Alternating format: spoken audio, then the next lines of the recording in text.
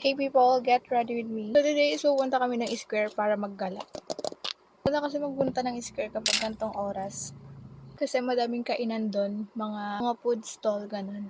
Actually, dapat is magpapanilos ako ngayon, kaso nga lang is sarado. Yun yung spa ng pinsan ko. Bali, bukas na lang ako pupunta magpapanilos para makapag-video din ako. Ay, gagawa ko ng mini vlog kapag pupunta na ako doon. Sinasabi pala about sa sponge ko is from Colorette siya, ayan. And ganito talaga yung color niya.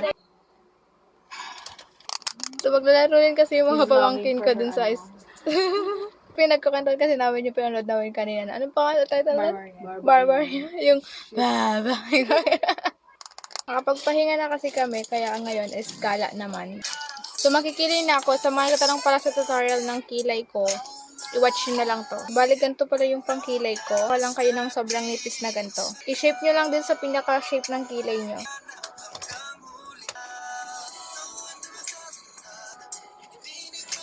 Pag dito kasi guys, medyo manipis na ilagay ninyo para maganda tignan. Pag gumagawa ko ng kilay ko, hindi talaga siya pantay kasi ang hirap pantayin talaga ng kilay ko, te. Naka-importante guys, dito sa kilay nyo, linisan nyo siya ng concealer para parang plakado talaga siya tignan and maayos siya tignan. Hiligan ko na rin maglagay ng primer ng mascara bago mag-mascara. Mascara naman guys, susunod.